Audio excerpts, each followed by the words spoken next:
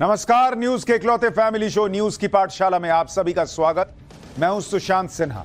ये वो पाठशाला जहां सबकी क्लास लगती है। और सबसे पहले आपको बता दूं कि आज पाठशाला में कौन कौन सी क्लास लगाने वाला हूं। राहुल हिंडनबर्ग, दोनों को भारत का करारा जवाब।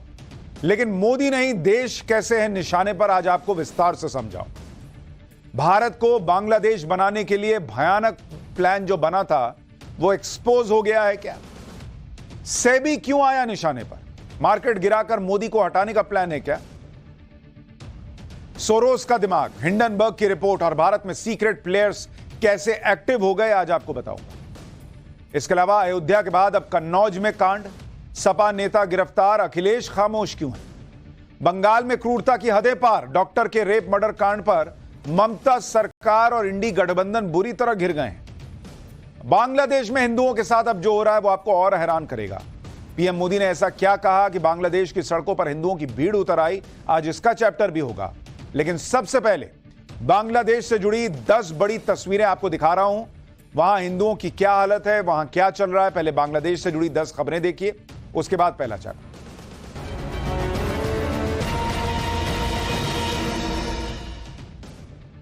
बांग्लादेश में हो रहे अत्याचारों पर वहां के हिंदुओं का गुस्सा फूट पड़ा है। पिछले 2 दिनों में बांग्लादेश के हजारों हिंदू प्रदर्शनकारियों ने ढाका, चिटगांव समेत कई इलाकों में सड़कों पर उतरने का फैसला किया और हिंदुओं की सुरक्षा के लिए प्रदर्शन किया। बांग्लादेश के हिंदू अपने घरों, दुकानों और हिंदू हमलों का विरोध करने के लिए सड़कों पर उतरे, जिससे बांग्लादेश की नई अंतरिम सरकार को साफ संदेश दिया जाए। बांग्लादेश के हिंदुओं के इस संदेश की पूरी दुनिया में चर्चा हो रही है।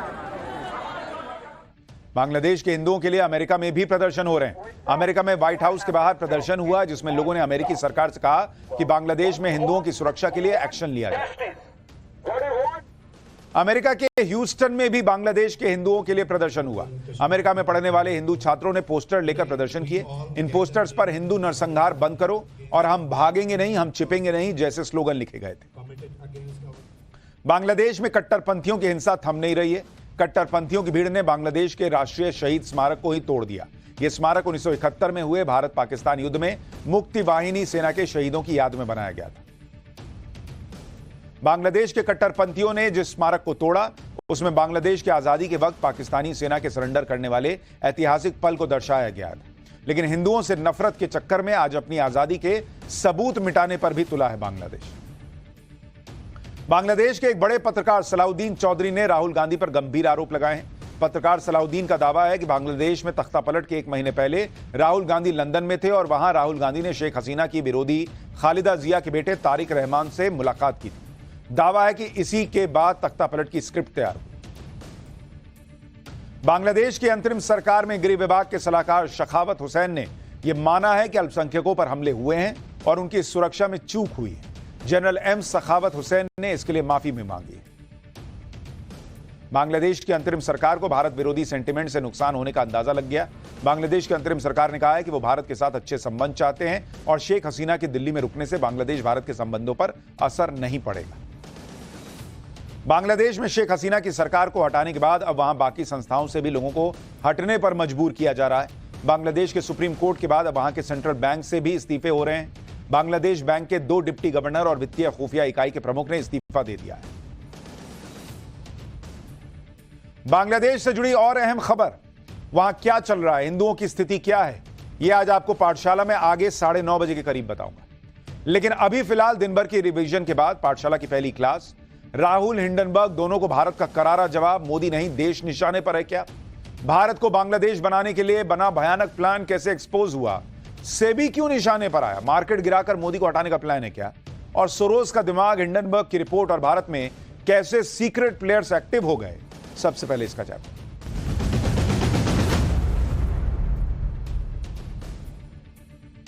कुछ लोग नरेंद्र मोदी का विरोध करते करते इस लेवल पर जा चुके हैं कि उन्हें देश दिखना बंद हो गया है और इसलिए कई बार यह समझना जरूरी हो जाता है कि नरेंद्र मोदी को कुर्सी से उतारने के चक्कर में क्या देश को भी दांव पर लगा दिया जा रहा है। देश के खिलाफ भी साजिशें हो रही हैं और आज उन्हीं में से एक साजिश को, बड़ी साजिश को देश ने मुंहतोड़ जवाब दिया।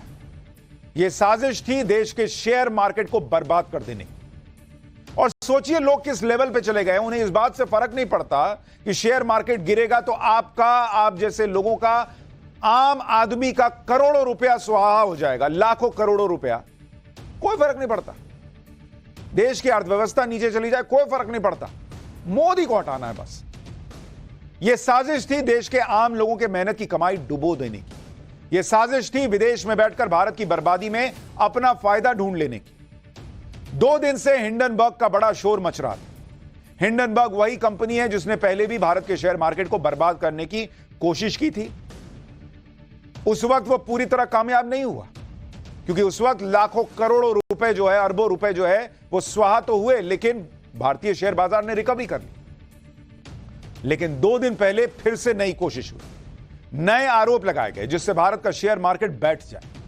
लेकिन आग लगाने वाले इस बड़ी साजिश में यहां पर वो नेता भी पेट्रोल डालने लगे जिनकी पूरी राजनीति ही नरेंद्र मोदी के विरोध के नाम पर चलती। शनिवार को हिंडनबर्ग ने शेयर मार्केट को रेगुलेट करने वाली संस्था सेबी के चीफ पर आरोप लगाए, तो राहुल गांधी भी उन आरोपों को लेकर नरेंद्र मोदी को घेरने लगे, जबकि ये वही हिंडनबर्ग है जिसके पहले के आरोप सुप्रीम कोर्ट में टिक नहीं पाए थे।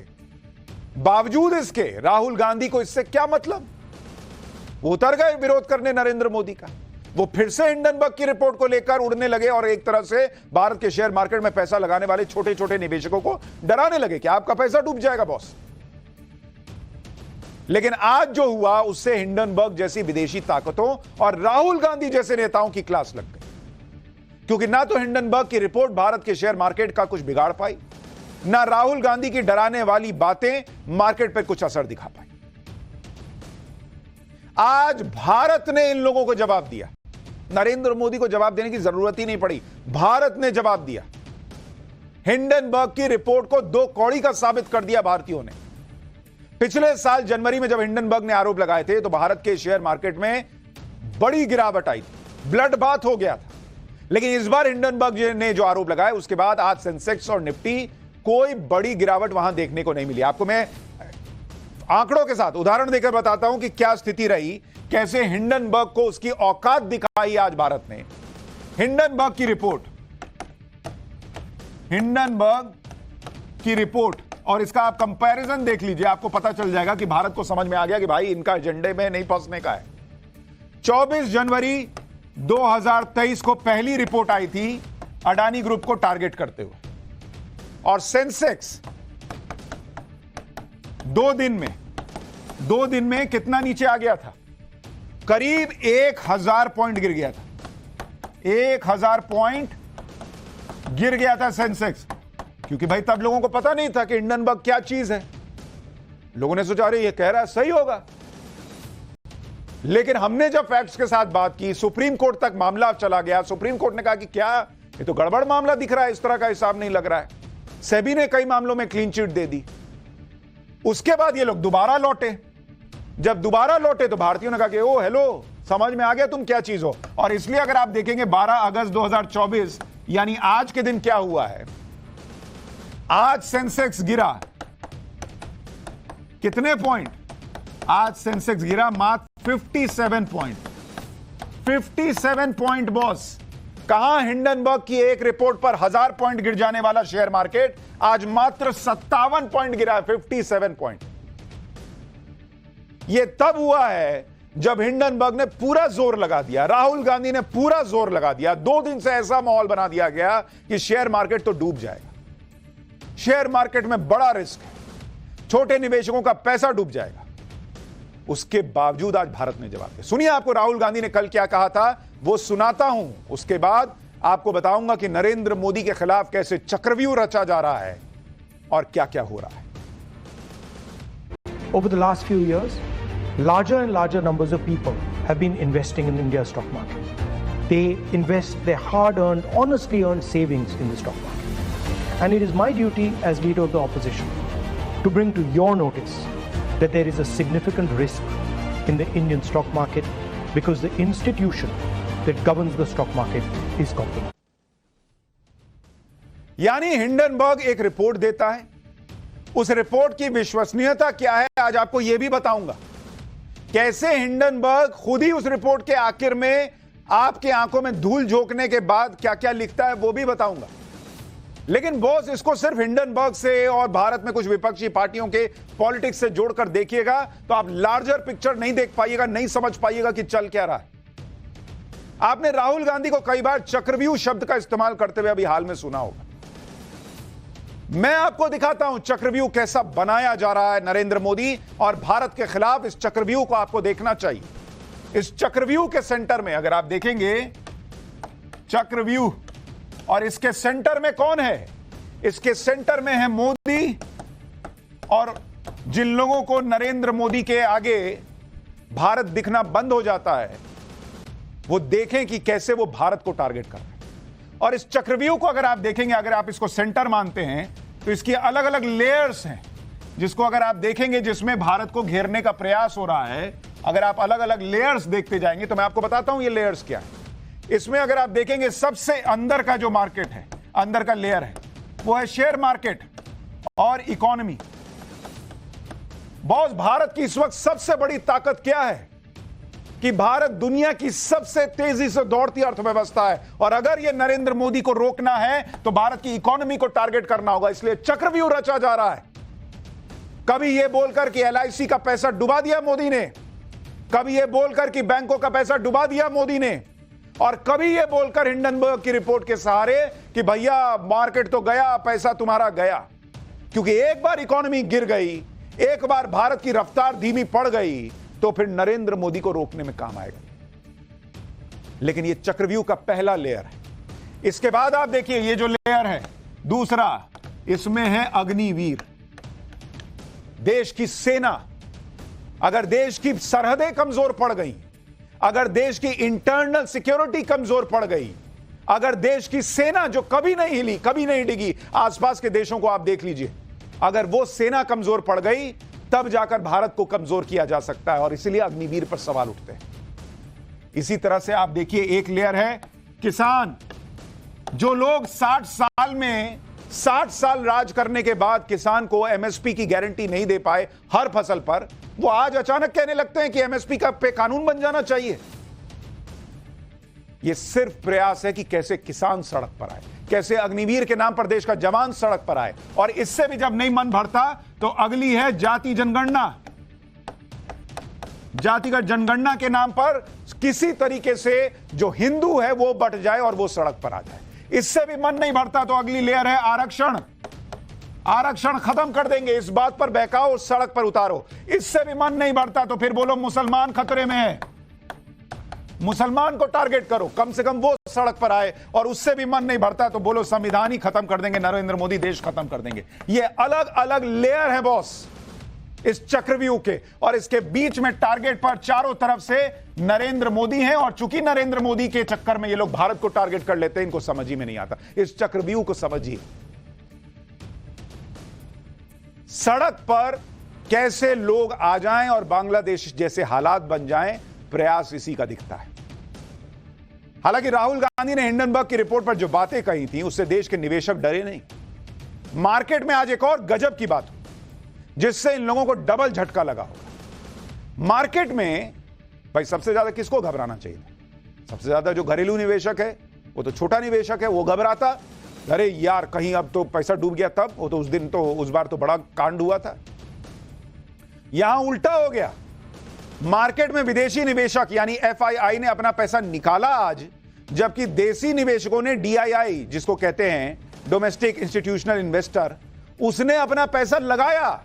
आप देखिए कैसे देश जो है अब ये चीजें समझने लग गया है। आपको ये समझ में आएगा, जिसको आप घरेलू निवेशक कहते हैं, घरेलू निवेशक, उसका डीआईआई, उसको अगर आप देखेंगे, उसने आज शेयर खरीदे कितने? 13,702 करोड़ रुपए के शेयर खरीदे। ये घरेलू निवेशक का बता रहा हूं। और आज बेचे कितने? 9,224 करोड़। 9,224 करोड़ के शेयर बेचे घरेलू निवेशक ने। यानी घरेलू निवेशक ने ज्यादा पैसा लगाया आज। उसको डर नहीं लगा कि हिंडनबर्ग क्या बोल रहा है, राहुल गांधी क्या बोल रहे हैं। लेकिन जो एफआईआई है, विदेशी निवेशक, उसने इस डर से कि भैया कहीं ऐसा ना हो, भाई उसको नहीं पता यहां क्या खेल चलता है ना, वो थोड़ी समझ रहा है। उसने कितने खरीदे आज?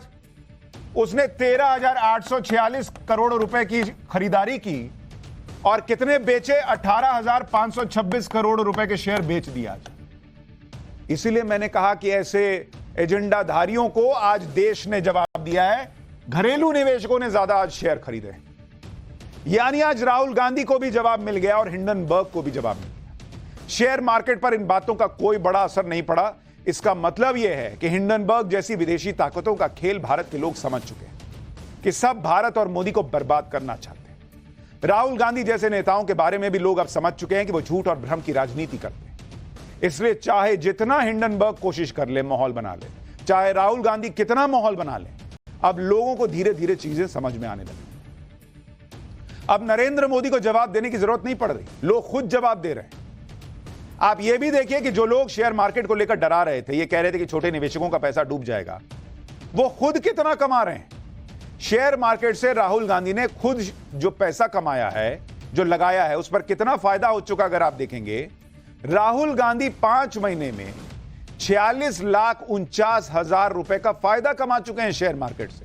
जो राहुल गांधी दुनिया को कह रहे हैं, देश को कह रहे हैं कि भैया यहां शेयर मार्केट में पैसा डूब जाएगा, वो खुद पिछले 5 महीने में 46 लाख रुपए से ज्यादा का मुनाफा कमा चुके हैं शेयर मार्केट से। यानी खुद तो पैसा कमा रहे हैं मार्केट से और दूसरों को डरा रहे हैं। राहुल गांधी खुद तो शेयर मार्केट से कमाई कर ही रहे हैं, लेकिन वो पिछले कई सालों से कई सरकारी कंपनियों को लेकर बड़े बड़े आरोप लगाते रहे और यह बात कहते रहे कि सरकार के निर्णयों की वजह से सरकारी कंपनियां बर्बाद हो जाएंगी। लेकिन सच यह है कि राहुल गांधी जिस भी सरकारी कंपनी का नाम लेते हैं, उसका शेयर रॉकेट बन जाता है। जैसे 2018 में HAL को लेकर राहुल गांधी खूब बोले, आरोप लगाए, लेकिन आप देखिए कि 2018 में HAL का शेयर 500 रुपए के आसपास था। आज की डेट में HAL का शेयर 4,724 रुपए पर है। इसी तरह से LIC के बारे में, अडानी के मामले में खूब राहुल गांधी ने बोला। LIC का शेयर मार्च 2023 में 560 रुपए का था। आज की डेट में LIC का शेयर 1,077 रुपए का है।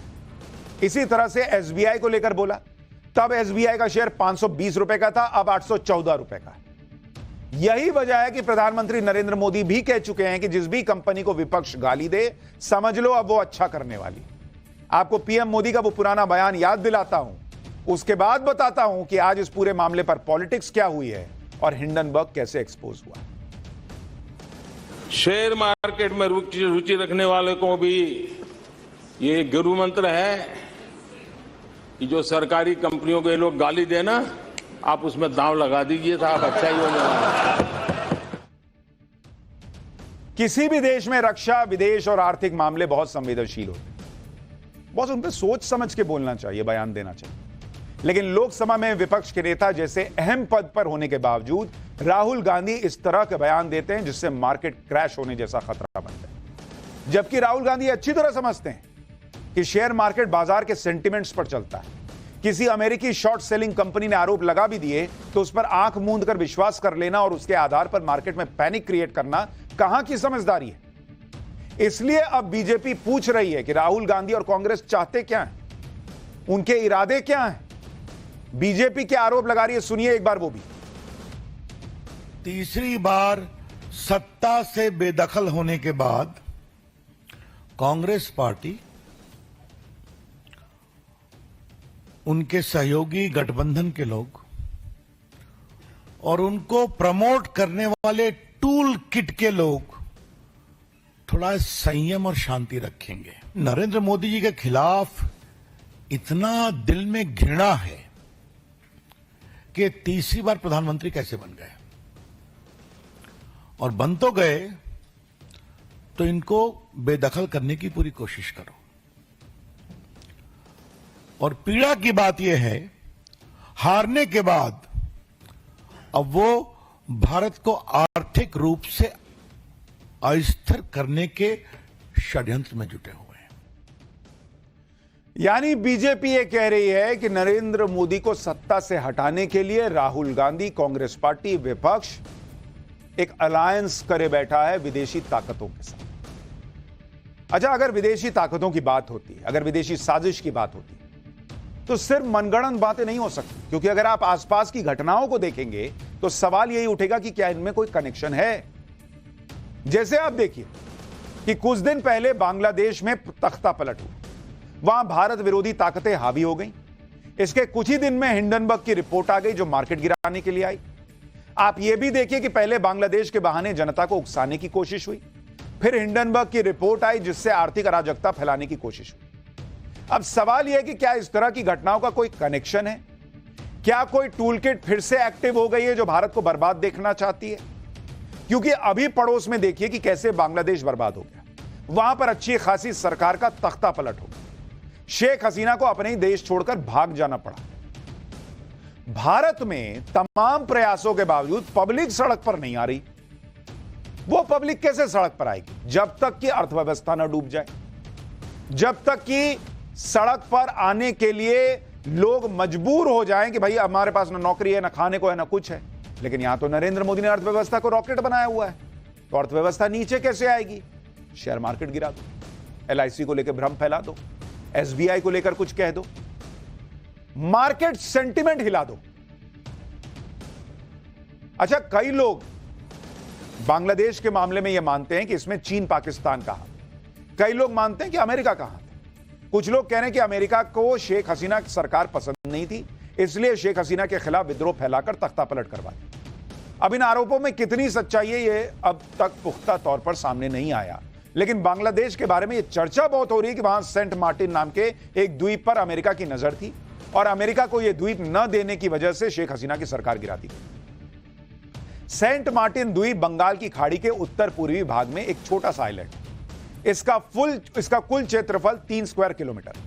दावा है कि अमेरिका इस द्वीप पर एयरबेस बनाना चाहता था ताकि वो बंगाल की खाड़ी और हिंद महासागर पर अपना प्रभुत्व बना सके। सेंट मार्टिन की भौगोलिक स्थिति ऐसी है जहां दुनिया में कहीं से भी समुद्र मार्ग के आसानी से पहुंचा जा सकता है। साल 1971 से ही इस द्वीप पर अमेरिका और चीन की नजर है।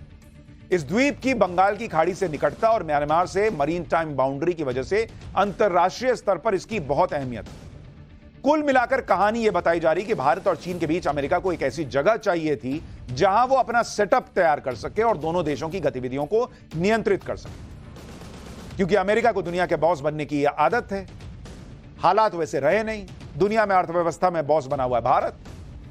जियोपॉलिटिक्स के कई एक्सपर्ट तो यह तक दावा कर रहे हैं कि अमेरिका और ब्रिटेन समेत कई पश्चिमी देश बांग्लादेश और म्यांमार के कुछ हिस्सों को लेकर एक ईसाई देश बनाने की साजिश रच रहे। बांग्लादेश में जो कुछ हुआ उसके पीछे अगर कुछ लोग अमेरिका का हाथ होने की संभावना देख रहे हैं तो उसके पीछे कारण यह भी हो सकता है कि अमेरिका का इतिहास रहा है दूसरे देशों में घुस जाने का, दखल देने का और उसे बर्बाद कर देने का। आप देखिए ना, 2003 में अमेरिका ने इराक में दखल दिया, सद्दाम हुसैन को हटाया, इराक को लगभग बर्बाद ही कर दिया। अफगानिस्तान में 20 साल तक जंग लड़ी, तालिबान को भगाया, 2021 में तालिबान को सत्ता दी, वहां से निकल लिया। 2015 में सीरिया पर हमला किया, युद्ध से सीरिया भी लगभग बर्बाद हो गया। मार्च 2011 में अमेरिका समेत नेटो फोर्सेस ने लीबिया पर हमला किया, तानाशाह गद्दाफी को गद्दी से हटाया, अमेरिकी दखल से लीबिया बर्बाद हो गया। कोई देश ऐसा नहीं है जहां यह घुसता हो अमेरिका और उसको बर्बाद करके ना छोड़ता हो। अभी आप देखिए रूस यूक्रेन में, यूक्रेन को पंप कर करके किसने आगे बढ़ाया? यही जो नेटो देश हैं, और उसमें अमेरिका का बड़ा हाथ है कि तुम लड़ो लड़ो लड़ो, और उस यूक्रेन को नेटो में लेने को तैयार नहीं है ये लोग। इसलिए अमेरिका का दखल बांग्लादेश में नहीं है, यह सीधे तौर पर नहीं कहा जा सकता। बांग्लादेश में अमेरिकी दखल की चर्चा हो रही है, लेकिन आप यह भी याद रखिए कि कैसे यूपीए सरकार के दौर में भारत में भी अमेरिका का दखल रहा है। यह सब जो चल रहा है इसमें लोग विदेशी ताकतों की बात कर रहे हैं। विदेशी ताकतों का भारत में 2014 के पहले क्या प्रभाव रहता था, यह आपको जानना चाहिए। यूपीए सरकार के दौरान मंत्री रहे कांग्रेस के नेता नटवर सिंह ने अपनी आत्मकथा one life is not enough में इसका खुलासा किया था। नटवर सिंह ने, कांग्रेस के नेता जो कांग्रेस के जमाने में बड़े मंत्री रहे, उन्होंने लिखा अपनी किताब में कि भारत में अमेरिका के 130 अधिकारी काम करते हैं, जबकि अमेरिका में भारत के 25 अधिकारी। अमेरिका के ये अधिकारी भारत में क्या कर रहे हैं? मैं चैलेंज के साथ कह सकता हूं, ये नटवर सिंह कह रहे हैं कि मैं चैलेंज के साथ कह सकता हूं कि इनमें से 25% तो CIA के एजेंट हैं, जो सारे मंत्रालयों में आते जाते हैं और हमारे संयुक्त सचिवों के साथ डिनर करते हैं। ये यूपीए सरकार का मंत्री लिख रहा है अपने किताब में। भाई, नटवर सिंह ने लिखा है कि सोनिया गांधी ने उनसे कहा था कि अमेरिका का उन पर बहुत दबाव है कि नटवर सिंह को विदेश मंत्री न बनाए। नटवर सिंह ने यह भी लिखा कि मनमोहन सिंह ने उनसे कहा था कि अमेरिका बहुत पावरफुल है और वो भारत समेत कुछ देशों को अस्थिर करने के लिए किसी भी हद तक जा सकता है। तो ये किसी बीजेपी वाले की बात नहीं बता रहा हूं, कांग्रेस के वरिष्ठ नेता रहे जिनका हाल में निधन हो गया, नटवर सिंह, जो विदेश मंत्री तक रहे, उनकी किताब का बता रहा हूं कि वो खुद कह रहे हैं कि भाई यूपीए के जमाने में अमेरिका का इतना दबाव था भारत की सरकार के ऊपर, तो वो अमेरिका आज की डेट में चुप बैठ जाएगा। उसको नरेंद्र मोदी पसंद आएंगे? वो नरेंद्र मोदी जो दुनिया को डिक्टेट करते हैं कि भारत फर्स्ट रखूंगा, उसके बाद तुम्हारे हिसाब से बात करूंगा। वो नरेंद्र मोदी जो व्हाइट हाउस जाते हैं, हमने कवर किया ना बॉस, हमने देखा व्हाइट हाउस में मोदी मोदी के नारे लग रहे थे, अंदर जो बाइडेन पूछ रहा होगा कि यार किसको बुला लिए, यहां मोदी मोदी हो रहा मेरे घर में। अब जब हिंडनबर्ग की रिपोर्ट आई, जो अमेरिका की रिसर्च फर्म, हिंडनबर्ग भी अमेरिका की रिसर्च फर्म है, ये याद रखिएगा, इसलिए भारत को लेकर भी यही सवाल उठने लगे कि क्या विदेशी ताकतें कोई खेल कर रही, क्योंकि बांग्लादेश में तख्ता पलट हुआ तो यहां इंडी गठबंधन के नेता भारत का हाल बांग्लादेश जैसा बताते रहे। अब हिंडनबर्ग की रिपोर्ट आई तो इंडी गठबंधन खर्चा पानी लेकर नरेंद्र मोदी और अडानी को घेरने लगा। सेबी प्रमुख के इस्तीफे की मांग होने लगी, आरोपों की जांच जेपीसी से कराने की मांग हुई, आरोप लगाया गया कि पीएम मोदी अडानी को बचा रहे हैं, इसलिए जेपीसी से जांच नहीं करवा रहे। आम आदमी पार्टी तो इस पॉलिटिक्स में सबसे आगे निकल गई, उसने सीधे सीधे हिंडनबर्ग की रिपोर्ट पर आंख मूंद कर विश्वास भी कर लिया और पीएम मोदी का इस्तीफा मांगने लगे। भाई लोग, आम आदमी पार्टी के सांसद संजय सिंह तो यहां तक कहने लगे कि उन्हें तो इसलिए जेल जाना पड़ा क्योंकि उन्होंने हिंडनबर्ग और अडानी का मामला उठाया था। एक बार सुनिए इनके गजब के लॉजिक। मैंने तब मांग की थी बहुत जोर शोर से कि जेपीसी बनाओ, पूरे मामले की जांच कराओ, सच्चाई तक जाओ। इस देश के लोगों का पैसा डूब रहा है। अडानी ने फर्जी कंपनियां विदेशों में बना के अपनी कंपनियों के शेयर बढ़ाए हैं, उसके दाम बढ़ाए हैं, पैसा गलत ढंग से लगाया गया, खुलेआम ये मनी लॉन्ड्रिंग का मामला है, भ्रष्टाचार का मामला है। एक आवाज नहीं सुनी गई मेरी। मोदी जी ने क्या किया? मोदी जी ने कहा इसको पकड़ के जेल में डालो। उठा के मुझे जेल में डाल दिया गया, 6 महीने में जेल में रहा। एक तो पहले ये लोग तय कर ले कि नरेंद्र मोदी केजरीवाल से डर गए थे इसलिए जेल में डाल दिया, या अडानी के मामले में इनको चुप कराने के लिए जेल में डाल दिया। एक बार मन तो बनाइए बॉस, कभी ये कभी वो। सिसोदिया ने स्कूल बनवा दिए इसलिए मोदी जी ने डर के जेल में डाल दिया। कायदे से पहले वजह तो तय कीजिए। और जिन लोगों को यह नहीं पता कि एमसीडी के अधिकारी ढंग से काम कर रहे हैं कि नहीं कर रहे हैं, दिल्ली में सरकार ढंग से काम कर रही है नहीं, गरीब के घर में पानी कैसे पहुंचेगा, वहां नाले की सफाई हुई है या नहीं, दिल्ली में यमुना कब साफ होगी, यह सब इनको कुछ नहीं पता। लेकिन इनको यह पता है कि अडानी के मामले में कहां ऑफशोर कंपनी बनी और कैसे फायदा हुआ। इसलिए इनका लॉजिक तो छोड़ दीजिए, झाड़ दीजिए। आप यह भी देखिए कि हिंडनबर्ग की रिपोर्ट को कांग्रेस अब बड़ा मुद्दा बनाने की तैयारी कर रही है। कांग्रेस ने कहा कि अगर जेपीसी की मांग नहीं मानी गई तो वो पूरे देश में सड़कों पर उतरकर प्रदर्शन करेगी। यानी कांग्रेस इस मुद्दे को किसी भी कीमत पर छोड़ने वाली नहीं है। कांग्रेस बार बार सुप्रीम कोर्ट से भी इस मामले का संज्ञान लेने के लिए कह रही है। कांग्रेस ने यह भी कहा कि वो इस मामले को कोर्ट में ले जाने पर विचार कर रही है। कांग्रेस ने इस मामले को राहुल गांधी और ईडी से भी जोड़ दिया। आरोप लगाया कि इस मामले से ध्यान भटकाने के लिए ईडी को राहुल गांधी के खिलाफ इस्तेमाल किया जा रहा है। कांग्रेस का कहना है कि यह देश का सबसे गंभीर मुद्दा है। अब आप कांग्रेस को देखिए, अभी कुछ दिन पहले राहुल गांधी कह रहे थे कि उन्होंने संसद में कुछ बोल दिया है जो बीजेपी के कुछ 2 बड़े नेताओं को पसंद नहीं आया, इसलिए ईडी उनके खिलाफ लगाई गई है। अब ये लोग कह रहे हैं कि हिंडनबर्ग मामले में ईडी इनके पीछे लगाई गई है। मतलब जिसको जो मन आता है वो बोल देना। बॉस, जेपीसी बने ना बने, आप पब्लिक को बनाना बंद कीजिए। कांग्रेस इस मुद्दे को पकड़े हुए है। उधर बीजेपी ने आरोप लगाया कि कांग्रेस देश में पैनिक फैला रही है। एक बार सुनिए बीजेपी ने क्या कहा है, फिर आपको बताऊंगा कि हिंडनबर्ग की नई रिपोर्ट में आरोप लगे क्या है जिससे इतनी सनसनी फैली, और क्या इस हिंडनबर्ग पे विश्वास किया जा सकता है, उसके भी फैक्ट्स बताऊंगा। लेकिन पहले सुनिए बीजेपी। अगर भारत का स्टॉक मार्केट गड़बड़ाएगा तो स्मॉल इन्वेस्टर्स परेशान होंगे कि नहीं? आज करोड़ों की संख्या में स्मॉल इन्वेस्टर्स हैं कि नहीं? कांग्रेस पार्टी क्या चाहती है? भारत को वही कंट्रोल राज में ले आया जाए, नेहरू जी के समय वाला, जब भारत को दाने दाने के लिए परेशान होना पड़ा था कि उनकी सरकार नरसिंहा राव के प्राइम मिनिस्टरशिप में भारत को ओपन करना पड़ा था। मतलब भारत के पूरे स्टॉक मार्केट को क्रैश कराओ। छोटे इन्वेस्टर्स के पूंजी निवेश को समाप्त कराओ। भारत में कोई आर्थिक निवेश न हो विदेश का, एफआईआई और एफडीआई, वो सबको रोको। Because Indian investment scenario is not a safe position. यह है इनकी सोच। लेकिन हिंडनबर्ग की नई रिपोर्ट का सच क्या है, यह भी तो आपको समझने की जरूरत है। दरअसल इस बार हिंडनबर्ग ने सीधे सेबी चेयरपर्सन माधवी पुरी बुच और उनके पति धवल बुच पर आरोप लगाया।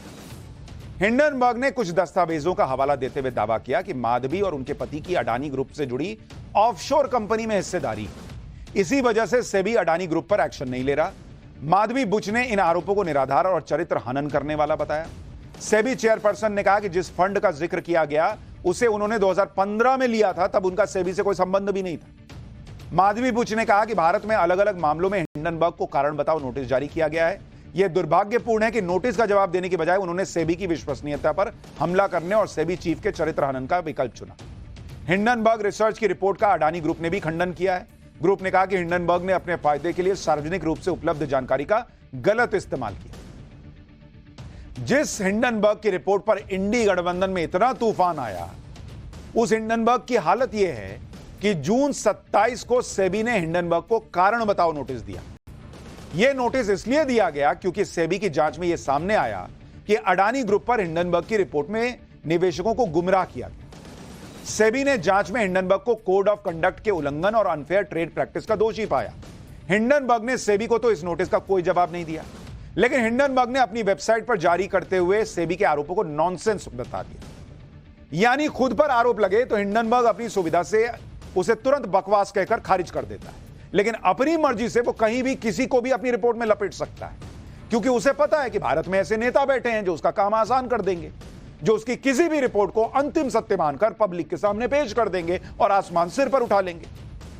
यही वजह है कि बीजेपी अब आरोप लगा रही है कि हिंडनबर्ग के बहाने मोदी विरोधी टूलकिट गैंग भारत को आर्थिक रूप से अस्थिर करने की साजिश रच रहा है। सुनिए एक बार। हिंडनबर्ग में किसका इन्वेस्टमेंट है आपको मालूम है? जॉर्ज सोरोस का। यह महाशय कौन है जो भारत के खिलाफ नियमित प्रोपेगेंडा चलाते हैं? इंडिया डेमोक्रेसी नहीं है, इंडिया सेफ नहीं है, वगैरह वगैरह। और इस हद तक है कि मोदी के पूरे सत्ता को बदलना चाहिए, आह्वान किया था जनता से। ये वहां मेन इन्वेस्टर है।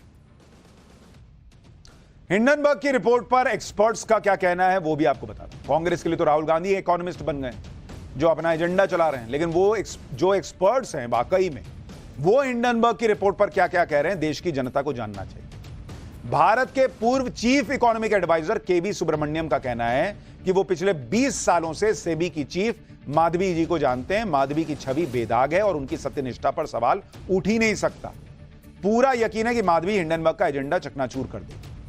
आर्थिक जानकार किशोर सुब्रमण्यम का कहना है कि हिंडनबर्ग की रिपोर्ट अनुमान और अटकलों पर आधारित है। इस रिपोर्ट का मकसद निवेशकों में पैनिक क्रिएट करना है। हिंडनबर्ग का मकसद शेयर बाजार में भारी गिरावट लाना और इकोनॉमी को अस्थिर करना है। इसी तरह से टैक्स कंपास कंपनी के फाउंडर अजय रोटी का कहना है कि हिंडनबर्ग खुद जिस जांच का सामना कर रहा है उससे ध्यान भटकाने की कोशिश कर रहा है। शॉर्ट सेलिंग के जरिए पैसा कमाने की हिंडनबर्ग की एक और कोशिश है। हिंडनबर्ग की रिपोर्ट का शेयर बाजार पर कोई असर नहीं पड़ा है। हिंडनबर्ग की नई रिपोर्ट को लेकर जो लोग हंगामा कर रहे हैं उनके लिए हिंडनबर्ग ने खुद ही लीगल डिस्क्लेमर दिया हुआ है। हिंडनबर्ग ने अपनी रिपोर्ट के आखिर में खुद क्या लिखा है वो आपको देखना चाहिए। भाई तुम इतने बड़े अपने आप को बता रहे हो कि खोजी पत्रकार हो, खोजी संस्था हो, और नीचे क्या लिख रहे हो? इतना बड़ा रिपोर्ट छापे और उसके नीचे छोटा सा में क्या लिखे ये लिखता है रिपोर्ट में। सुनिए, जिस पे लोगों की नजर नहीं गई। हिंडनबर्ग अपनी रिपोर्ट के नीचे लिखता है ये रिपोर्ट हमारी राय और खोजी टिप्पणियां हैं। टिप्पणी है, बोलो ना बॉस की प्रूफ है। फिर लिखता है कि हर पढ़ने वाला अपने हिसाब से इसकी जांच करे। फिर लिखता है कि हिंडनबर्ग की रिसर्च का इस्तेमाल अपने रिस्क पर कीजिए। क्यों भाई? बोलो दम पे कि हाँ हमने ढूंढ के निकाला है, एकदम पक्का है, जो तुम्हारा मन करे करो। नहीं, कह रहा एट योर ओन रिस्क, अपने रिस्क पर इसका इस्तेमाल कीजिए। लिखता है कि हमें जो भी जानकारी मिली है उसे वैसा ही प्रस्तुत कर दिया गया है जिसकी कोई वारंटी नहीं है। वारंटी नहीं है और राहुल गांधी उसको गारंटी मान के चल रहे हैं। हिंडनबर्ग रिपोर्ट में पेश तथ्यों की सटीकता, समय और पूर्णता की जिम्मेदारी भी नहीं लेता है। रिपोर्ट में मौजूद कंपनियों में हिंडनबर्ग ने शॉर्ट निवेश किया हुआ है। हिंडनबर्ग और कंपनियां इससे मुनाफा कमा सकती हैं। रिपोर्ट की गारंटी तुम लोगे नहीं। ये ना मतलब कि रिपोर्ट की जिम्मेदारी ढेले भर की नहीं। माल पीटेंगे पूरा और खुद को बताएंगे खोजी पत्रकारिता का मसीहा। इतने ही बड़े खोजी पत्रकार हो तो रिपोर्ट में मौजूद कंपनियों में पहले से निवेश करके क्यों बैठे हो? और उसके बाद रिपोर्ट काहे जारी कर रहे हो? पहले से निवेश करके। मुनाफा कमाना उद्देश्य है या सच सामने लाना? और उससे भी बड़ी बात कि किसी भी बात की जिम्मेदारी तक लेने को तैयार नहीं हो। भारत के कोर्ट में केस लड़ने आने को तैयार नहीं हो। यह तो हाल है इस हिंडनबर्ग का। और हमारे यहां का विपक्ष हिंडनबर्ग को राजा बेटा सोना बेटा बना के उसको जो है वो आगे किए जा रहा है। बस आप लोग को फर्क नहीं पड़ता है क्या कि शेयर मार्केट गिरेगा? कितने लोग हैं जिनका घर बर्बाद हो जाएगा? बस मोदी उतार दो कुर्सी से, तुम बर्बाद हो जाओ, तुम मर जाओ, मेरे को फर्क नहीं पड़ता, मोदी उतार दो। और तो लड़ाओ ना, हराओ चुनाव में, मोदी उतार दो। जिस हिंडनबर्ग की रिपोर्ट को लेकर भारत में हल्ला हंगामा मचा है, वो है कौन हिंडनबर्ग? काम क्या करती है? हिंडनबर्ग अमेरिका की रिसर्च कंपनी है जो किसी कंपनियां मार्केट के फाइनेंशियल फैक्ट्स का विश्लेषण करने का दावा करती है और शेयर की शॉर्ट सेलिंग करती है। हिंडनबर्ग रिसर्च का दावा है कि वो किसी भी कंपनी में हो रही गड़बड़ी का पता लगा लेती है और फिर उसके बारे में रिपोर्ट पब्लिश करती है। कंपनी की वेबसाइट में कहा गया कि उसकी नजर मैन मेड डिजास्टर्स पर रहती है। हिंडनबर्ग मुनाफा कमाने के लिए किसी टारगेट कंपनी के भविष्य पर दांव भी लगाती है। हिंडनबर्ग के खिलाफ भारत में ईडी भी जांच कर रही है और उससे भारत के स्टॉक मार्केट के खिलाफ चल रही साजिश का पता चलता है। अगस्त 2023 में ईडी ने अपनी शुरुआती जांच में पाया था कि अडानी ग्रुप में शॉर्ट सेलिंग से सबसे ज्यादा मुनाफा कमाने वाली 12 कंपनियां टैक्स हेवन देशों में, इनमें एफपीआई और एफआईआई भी शामिल है। इनमें से कुछ कंपनियों ने 24 जनवरी 2023 को हिंडनबर्ग की रिपोर्ट पब्लिश होने से ठीक 2 से 3 दिन पहले अडानी ग्रुप में शॉर्ट पोजीशन ले ली। कुछ कंपनियों ने तो पहली बार शॉर्ट पोजीशन ली थी। इन 12 कंपनियों में से 3 भारत की हैं और 4 कंपनियां मॉरिशस की हैं, फ्रांस, हांगकांग, केमन आइलैंड, आयरलैंड और लंदन की एक कंपनी। इनमें से किसी भी कंपनी ने अपना ओनरशिप स्ट्रक्चर टैक्स अथॉरिटीज को नहीं बताया।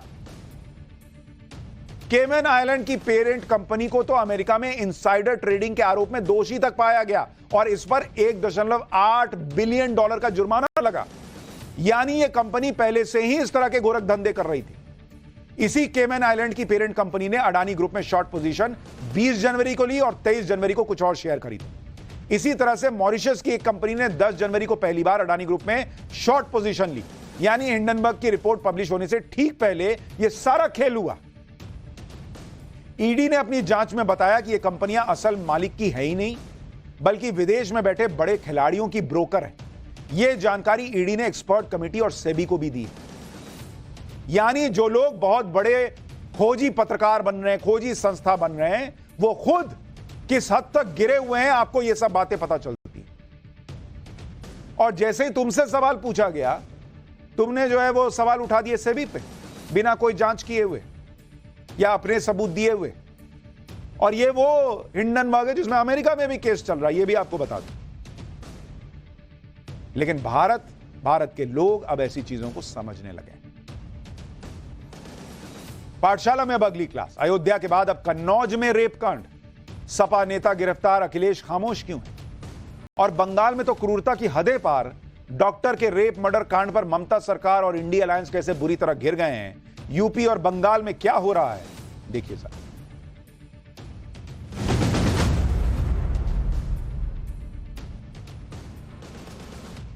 पहले अयोध्या में एक नाबालिग बच्ची के साथ गैंगरेप की खबर ने पूरे देश को हिला दिया। अयोध्या में नाबालिग बच्ची से गैंगरेप को लेकर सवाल उठ रहे हैं और अब तक अखिलेश यादव से जवाब देते नहीं बन पाया कि अब कन्नौज में जो कांड हुआ है उससे अखिलेश यादव और उनकी पार्टी फिर सवालों के घेरे में। कन्नौज में समाजवादी पार्टी के एक नेता नवाब सिंह यादव पर नाबालिग बच्ची के साथ रेप की कोशिश का आरोप लग रहा है और इस बार तो पुलिस ने आरोपी को रंगे हाथों गिरफ्तार किया। उस पर भी ना तो अखिलेश यादव से जवाब देते बन रहा है, ना राहुल गांधी और ना ही इंडी गठबंधन के दूसरे नेताओं के मुंह से कन्नौज की पीड़िता के लिए एक शब्द निकल पा रहा है। जबकि ये वही अखिलेश, राहुल और इंडी गठबंधन है जिसने हाथरस से लेकर कठुआ और उन्नाव तक जब भी रेप की घटनाएं सामने आई, अपने पॉलिटिकल एजेंडे के तहत बीजेपी को घेरने में कोई कसर नहीं छोड़ी। नाबालिग बच्ची के लिए इंसाफ या संवेदना के बोल तो छोड़िए, समाजवादी पार्टी तो अयोध्या की तरह कन्नौज में भी रेप की कोशिश के आरोपी को बचाने में जुटी दिख रही है। पहले आरोपी का समाजवादी पार्टी से कनेक्शन होने से ही इनकार कर दिया और जब यह दांव नाकाम हो गया तो हमेशा की तरह यह कहा जाने लगा कि साजिश के तहत फंसाया गया, यह षड्यंत्र है। यह हाल तब है जब इस बार तो रेप की कोशिश के आरोपी समाजवादी पार्टी के नेता नवाब सिंह को पुलिस ने रंगे हाथों गिरफ्तार किया। यह उस वक्त की तस्वीर है जब पुलिस पीड़ित की शिकायत मिलने पर नवाब सिंह यादव को गिरफ्तार करने के लिए पहुंची थी। जरा वो तस्वीरें दिखाई।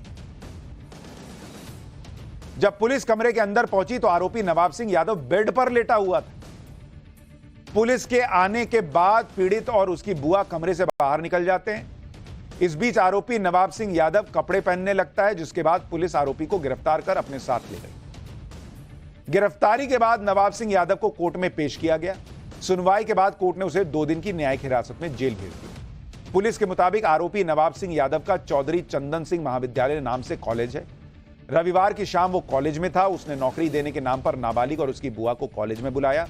देर रात तक नवाब सिंह यादव ने दोनों को कॉलेज में बिठाए रखा और जब नाबालिग की बुआ किसी काम से बाहर निकली तो नवाब सिंह यादव ने नाबालिग से जबरदस्ती करने की कोशिश की, जिसकी भनक लगने पर पीड़ित की बुआ ने उससे पुलिस को कॉल कर मदद मांगने के लिए कहा और पुलिस ने मौके पर पहुंचकर आरोपी नवाब सिंह यादव को रंगे हाथों गिरफ्तार कर लिया। सुनिए पूरे मामले पर कन्नौज के एसपी ने क्या कहा है, फिर आपको बताऊंगा अपनी गिरफ्तारी पर नवाब सिंह यादव क्या कह रहा है। थाना पुलिस और पीआरबी मौके पे पहुंची थी, जहां पे लड़की को बरामद किया गया और आपत्तिजनक हालत में अभियुक्त नवाब सिंह को भी हिरासत में लिया गया। इसमें तहरीर के आधार पर सुसंगत धाराओं में भारतीय न्याय संहिता और पॉक्सो एक्ट में मुकदमा पंजीकृत किया गया है। इसमें अभियुक्त को गिरफ्तार कर लिया गया है। इसमें जो इसने बताया है कि नौकरी के नाम पे ये लड़की और इसकी बुआ इसको लेके वहाँ पे कॉलेज में गए थे, उसके बाद इस प्रकार की घटना हुई है। कहा जा रहा रंगे हाथों गिरफ्तारी हुई, उसके बावजूद नवाब सिंह यादव ने अपने ऊपर लगे आरोपों को षड्यंत्र बताने की कोशिश की। सुनिए कोर्ट में पेशी के बाद जब पुलिस नवाब सिंह यादव को लेकर निकली तो नवाब सिंह यादव ने क्या कहा, फिर आपको बताऊंगा अयोध्या गैंगरेप की तरह किस तरह समाजवादी पार्टी इस मामले में भी बचाव करने में जुटी हुई। पतियों के षड्यंत्र ऐसे बात आपके कराई जा रही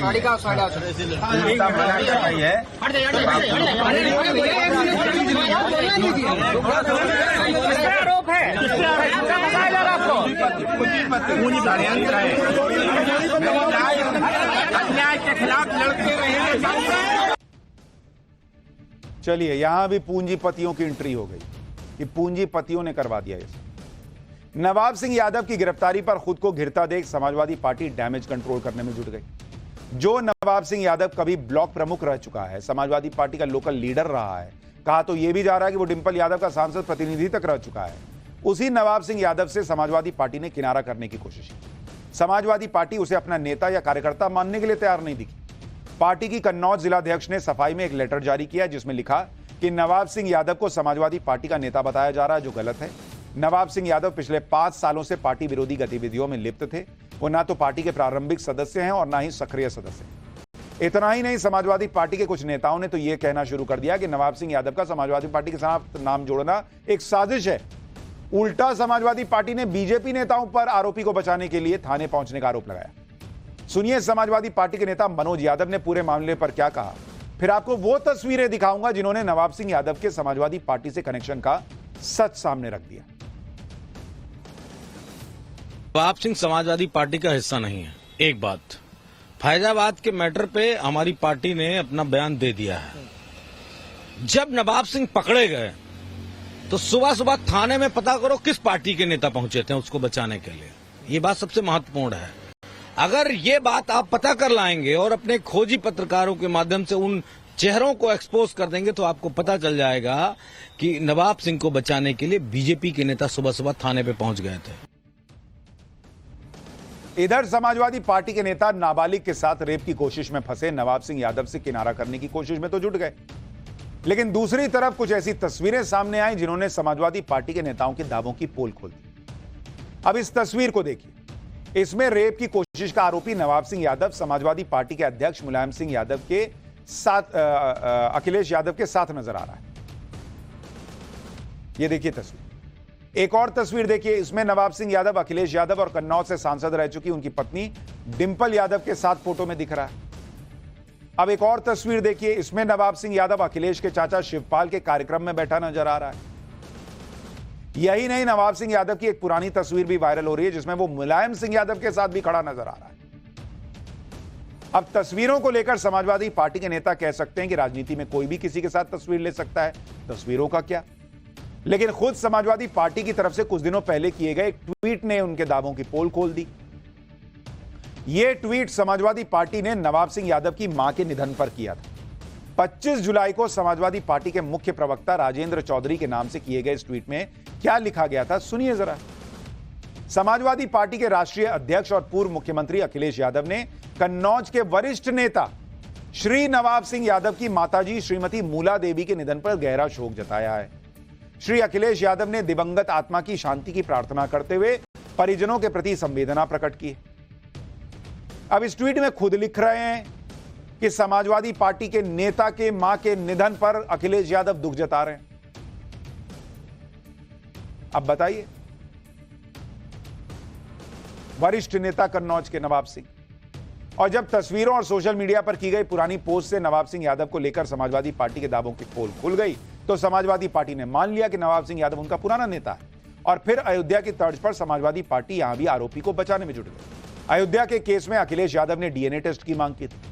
कन्नौज के केस में समाजवादी पार्टी के नेता जूही सिंह ने नार्को टेस्ट की मांग की। सुनिए जूही सिंह को। नवाब सिंह समाजवादी पार्टी के पुराने नेता हैं और अभी मैंने वहां के एसएसपी की बाइट सुनी इस पर। कौन सी नौकरी थी जो 15 साल की बच्ची जो है वो रात में उनसे मांगने गई थी और सुबह उनकी बुआ की भी बात हो गई थी। 4-5 साल से वो जानते भी थे। साजिश लग रही है। हम चाहते हैं कि वास्तव में नार्को टेस्ट हो। यानी एक व्यक्ति कहता है ये नेता ही नहीं है समाजवादी पार्टी के, जूही सिंह कह रही है ये पुराने नेता हैं समाजवादी पार्टी के, और अब डीएनए टेस्ट अयोध्या में, यहां नार्को टेस्ट कन्नौज। ये तो इनका हाल है। हालांकि अखिलेश यादव का तो समझ में आता है कि वो अपनी पार्टी के आरोपी नेता पर खामोश है, लेकिन हैरानी इस बात की है कि इन दिनों हर मुद्दे पर अपनी राय रखने वाले राहुल गांधी अब तक कन्नौज में नाबालिग के साथ रेप की कोशिश पर चुप्पी साधे हुए हैं। भले ही राहुल गांधी खामोश हैं, लेकिन कन्नौज केस के बाद सोशल मीडिया पर उनकी भी एक तस्वीर वायरल हो रही है। ये तस्वीर बहुत कुछ बोल रही है क्योंकि इस तस्वीर में राहुल गांधी और अखिलेश की ज्वाइंट रैली में नवाब सिंह यादव उनके मंच पर बैठा नजर आ रहा है। उधर जैसे ही नवाब सिंह यादव की गिरफ्तारी की खबर आई, लखनऊ से दिल्ली तक बीजेपी के नेताओं ने अखिलेश यादव और समाजवादी पार्टी को घेरने में देर नहीं लगाई। यूपी के डिप्टी सीएम केशव प्रसाद मौर्य ने ट्वीट किया कि सपा का असली चेहरा अयोध्या के बाद कन्नौज में भी जनता के सामने आ चुका है। सपा सभी प्रकार के अपराधियों के शरण पाने का अड्डा। सपा में अपराधियों की गिनती मुश्किल है। कांग्रेस मोहरा श्री अखिलेश यादव जी, अब आप डीएनए की बात करेंगे अथवा पीडीए की। सपा को समाप्तवादी पार्टी बनाओ, यूपी बचाओ। वहीं बीजेपी नेता अमित मालवीय ने ट्वीट किया कि अयोध्या के बाद अब कन्नौज में भी नाबालिग से रेप के प्रयास में सपा नेता गिरफ्तार। सपा सरकार के समय मिनी सीएम कहलाया जाता था आरोपी नवाब सिंह यादव। कन्नौज में डिंपल यादव के राइट हैंड और सांसद प्रतिनिधि के रूप में है नवाब सिंह यादव की पहचान। क्या अब भी अखिलेश यादव डीएनए टेस्ट की मांग करेंगे? यूपी के डिप्टी सीएम ब्रजेश पाठक ने समाजवादी पार्टी को कन्नौज के मामले में घेरा। एक बार ब्रजेश पाठक को भी सुनिए, फिर आपको बताऊंगा कि जैसे इंडी अलायंस यूपी के मामले में सपा नेता के गिरफ्तार होने पर चुप है, उसी तरह से ममता सरकार पर कैसे मुसीबत आई है और इंडी गठबंधन का क्या रोल है, रुख है, वो भी आपको दिखाऊंगा। लेकिन पहले जरा सुनिए। समाजवादी पार्टी का जो डीएनए है वो हमेशा गुंडई अराजकता, खासकर बहु बेटियों की तरफ से जिस ढंग से उनका इज्जत से खिलवाड़ करने का लगातार एक सूचनाएं मुझे प्राप्त हो रही हैं, इसकी जितनी भी निंदा की जाए कम है। समाजवादी पार्टी जब जब ताकत में रही है, गुंडे, माफिया, मवाली, लुच्चे, लफंगे, बहु बेटी की इज्जत आबरू को लूटने वाले लोगों को प्रश्रय देने का काम, उनको आगे बढ़ाने का काम समाजवादी पार्टी ने हमेशा किया है। तो इधर यूपी में इंडी गठबंधन के नेताओं पर महिलाओं की सुरक्षा के मुद्दे पर उनके रुख को लेकर सवाल उठ रहे हैं। दूसरी तरफ पश्चिम बंगाल की मुख्यमंत्री ममता बनर्जी डॉक्टर के रेप मर्डर कांड पर उनकी सरकार बुरी तरह घिर गई। कोलकाता के एक अस्पताल में महिला डॉक्टर की रेप के बाद हत्या कर दी गई, जिसके विरोध में कोलकाता से शुरू हुए प्रदर्शन की आग अब पूरे देश में फैल चुकी है। आज दिल्ली के राम मनोहर लोहिया हॉस्पिटल के डॉक्टरों ने भी इस घटना के विरोध में प्रदर्शन किया। एम्स के डॉक्टरों ने भी कोलकाता में मारी गई महिला डॉक्टर को इंसाफ दिलाने की आवाज बुलंद की। असल में लोग इस घटना को लेकर ममता सरकार और पश्चिम बंगाल पुलिस के रवैये से नाराज हैं, क्योंकि पुलिस ने पहले इसे हत्या का मामला बताने की कोशिश की और जब पीड़ित परिवार का दबाव बना तब रेप की धाराएं जोड़ी गई। इसलिए अब लोगों का पश्चिम बंगाल सरकार से भरोसा उठता जा रहा है और लोग महिला डॉक्टर के साथ गैंगरेप और उसकी हत्या की सीबीआई जांच की मांग कर रहे हैं। बीजेपी ने भी इस मामले को लेकर ममता सरकार को निशाने पर लिया और सीबीआई जांच की मांग की। बीजेपी नेता रविशंकर प्रसाद को सुनिए एक बार, फिर बताता हूं कि इस मामले पर ममता बनर्जी क्या कह रही है। ममता जी, आपके राज्य में बंगाल में क्या हो रहा है? एक महिला डॉक्टर के साथ बलात्कार किया गया, दरिंदगी की हद कर दी गई।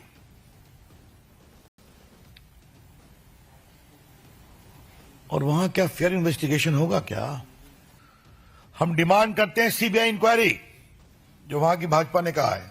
और ममता जी, आप बार बार सीबीआई से भागती हैं, कम से कम एक मरी हुई डॉक्टर की नृशंस हत्या के तो न्याय दे दीजिए। आप कहिए, हमें कोई आपत्ति नहीं है। हालांकि महिला डॉक्टर के रेप मर्डर के मामले में बवाल बढ़ा तो ममता बनर्जी आज कोलकाता में पीड़ित परिवार से मिलने पहुंची। ममता बनर्जी ने भरोसा दिया कि अगर रविवार यानी 18 अगस्त तक पुलिस पूरे मामले का खुलासा नहीं कर पाई तो वो मामले की जांच सीबीआई को सौंप देगी। लेकिन बंगाल में जो हो रहा है उसको लेकर तमाम सवाल खड़े हो रहे हैं। लेकिन जो बंगाल में हो रहा है सिर्फ उसी को लेकर सवाल नहीं खड़े हो रहे, बांग्लादेश में जो हिंदुओं के साथ हो रहा है उसको लेकर भी सवाल खड़े हो रहे हैं कि हमारे यहां के ऑपोजिशन के मुंह से हिंदू शब्द क्यों नहीं निकलता भाई।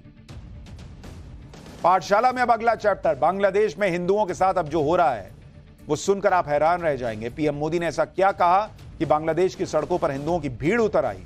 अब इसका चैप्टर,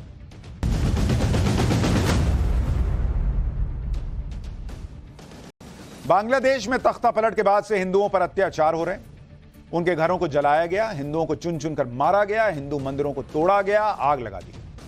हिंदुओं के साथ हिंसा की इन तस्वीरों ने पूरी दुनिया को हिला दिया। लेकिन इन सब के विरोध में अब बांग्लादेश में रहने वाले हिंदू खुद सड़कों पर उतरे और हजारों की संख्या में जमकर प्रदर्शन कर रहे हैं। जो लोग बांग्लादेश में रहने वाले हिंदुओं को कमजोर और बिखरा हुआ समझ रहे थे, इन तस्वीरों को देखकर उनकी आंखें फटी की फटी रह गई। पिछले 2 दिनों में जिस तरह बांग्लादेश की सड़कों पर हजारों की संख्या में हिंदुओं की भीड़ उतरी, उससे बांग्लादेश से लेकर पाकिस्तान के कट्टरपंथी संगठनों की नींद उड़ गई। आप देखिए कि एक इस्लामिक देश में कट्टरपंथियों को जवाब देते हुए कैसे हिंदुओं की भीड़ ने जागो हिंदू जागो और जय श्री राम के नारे लगाए।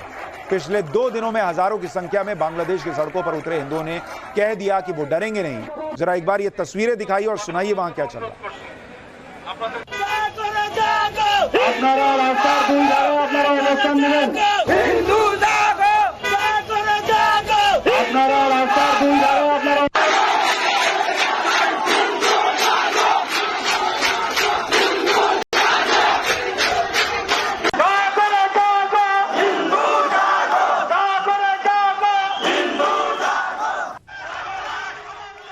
शायद हिंदुओं को जगाने के लिए इतनी ही तेजी से आवाज लगाने की जरूरत है। बांग्लादेश में हिंदुओं का यह अल्टीमेटम पिछले 48 घंटे से पूरी दुनिया में वायरल हो रहा है। पिछले 2 दिनों में बांग्लादेश के हजारों हिंदू प्रदर्शनकारी ढाका, चिटगांव समेत कई इलाकों में सड़कों पर उतरे और हिंदुओं की सुरक्षा के लिए प्रदर्शन किया। ये लोग अपने घरों, दुकानों और हिंदू मंदिरों पर हो रहे हमलों का विरोध करने के लिए सड़कों पर उतरे, ताकि बांग्लादेश की नई अंतरिम सरकार को क्लियर मैसेज दिया जा सके। आगे बढ़ने से पहले आपको बांग्लादेश के हिंदुओं की वो शक्तिशाली तस्वीरें दिखाता हूं जिनकी चर्चा दुनिया में हो रही है। बांग्लादेश की सड़कों पर किस तरह जागो हिंदू के नारे लग रहे हैं, पूरी दुनिया में ये तस्वीरें वायरल हो रही हैं।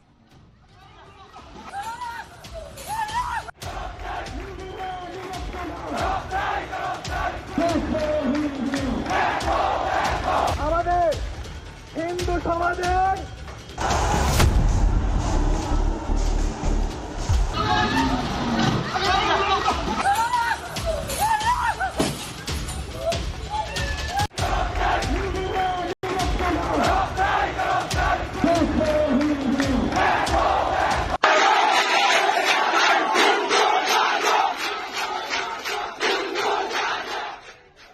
जागो हिंदू जागो की यह गूंज बांग्लादेश में पहली बार सुनाई दे रही है, जबकि पिछले कई सालों से वहां हिंदू कट्टरपंथियों के अत्याचारों को सह रहे हैं।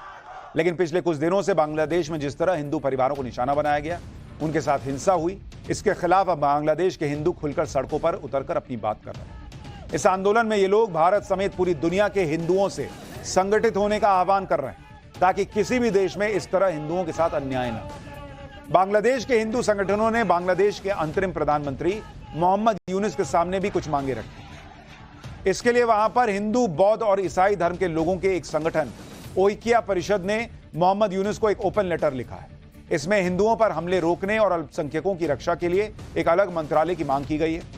इसके लिए बांग्लादेश की संसद में 10% सीटें रिजर्व करने की बात कही गई। साथ ही हिंदुओं के लिए अल्पसंख्यक संरक्षण कानून बनाने के लिए भी कहा गया। हिंसा से प्रभावित हिंदुओं को न्याय देने के लिए फास्ट ट्रैक ट्रिब्यूनल को बनाने की डिमांड रखी गई। साथ ही हिंदुओं के लिए मुआवजा और तोड़े गए मंदिरों को फिर से बनाने की बात कही गई है। पिछले एक हफ्ते में बांग्लादेश के 52 जिलों में हिंदुओं पर हमले में अब तक 205 मामले सामने आ चुके हैं। बांग्लादेश के हिंदुओं ने यह भी कहा कि वो इस देश में पैदा हुए हैं और उनके पूर्वजों की जमीन है, इसलिए देश उनका भी उतना ही है जितना दूसरे धर्म के लोगों का है। बांग्लादेश के हिंदुओं पर जिस तरह से अत्याचार हुए हैं उसके बाद भी इन लोगों ने हिम्मत नहीं हारी, और यह हिम्मत आई है पीएम मोदी के उस बयान से जिसमें बांग्लादेश की अंतरिम सरकार से पीएम मोदी ने साफ शब्दों में कहा कि बांग्लादेश के हिंदुओं की सुरक्षा सुनिश्चित की जाए। नरेंद्र मोदी ने अल्पसंख्यक खाली नहीं लिखा, उन्होंने हिंदू कहा, हिंदू। पीएम मोदी ने बांग्लादेश के अंतरिम सरकार के चीफ मोहम्मद यूनुस को बधाई देते हुए कहा कि प्रोफेसर मोहम्मद यूनुस को उनकी नई जिम्मेदारियां संभालने पर मेरी शुभकामनाएं। हम हिंदुओं और दूसरे सभी अल्पसंख्यक समुदायों की सुरक्षा सुनिश्चित करते हुए सामान्य स्थिति में जल्द से जल्द वापसी की उम्मीद करते हैं। ये नरेंद्र मोदी थे जिन्होंने हिंदू लिख दिया, वरना हमारे देश के नेता जो हैं ऑपोजिशन में उनके हाथ कांपते हैं हिंदू टाइप करने। अल्पसंख्यक लिखने से आगे बढ़ ही नहीं पाते भाई। इसके आगे पीएम मोदी ने लिखा कि भारत शांति, सुरक्षा और विकास के लिए दोनों देशों के लोगों की साझा आकांक्षाओं को पूरा करने के लिए बांग्लादेश के साथ काम करने के लिए प्रतिबद्ध है। इस पोस्ट के जरिए पीएम मोदी ने साफ साफ शब्दों में बता दिया कि बांग्लादेश में हिंदुओं की सुरक्षा को लेकर भारत सरकार बहुत सीरियस है। बांग्लादेश में बदलते घटनाक्रम और हिंदुओं की रक्षा के लिए पीएम मोदी लगातार विदेश मंत्रालय और गृह मंत्रालय से अपडेट ले रहे हैं। इसके लिए गृह मंत्रालय ने बीएसएफ यानी बॉर्डर सिक्योरिटी फोर्स के अधिकारियों की एक कमेटी बनाई है जो बांग्लादेश में मौजूद अधिकारियों से सीधे बातचीत कर रही है। पीएम मोदी बांग्लादेशी हिंदुओं की सुरक्षा के लिए बहुत चिंतित हैं, लेकिन दूसरी तरफ विपक्ष के नेता हैं जो बांग्लादेश के हिंदुओं की हालत देखकर भी खामोश हैं। इसी बीच बांग्लादेश के एक वरिष्ठ पत्रकार ने सनसनीखेज दावा कर दिया और इसमें बांग्लादेश में हुए तख्तापलट को लेकर गंभीर आरोप राहुल गांधी पर लगा दिए। उसने सलाउद्दीन शोएब चौधरी नाम के इस वरिष्ठ पत्रकार ने दावा किया कि कुछ समय पहले राहुल गांधी की मुलाकात बांग्लादेश की पूर्व प्रधानमंत्री खालिदा जिया के बेटे से हुई और वो अब भी दावा कर रहा है। वो पत्रकार अपने दावे से हिल नहीं रहा। वो कह रहा है कि अगर कांग्रेस पार्टी और राहुल गांधी में दम है तो उसे गलत साबित करके दिखाएं।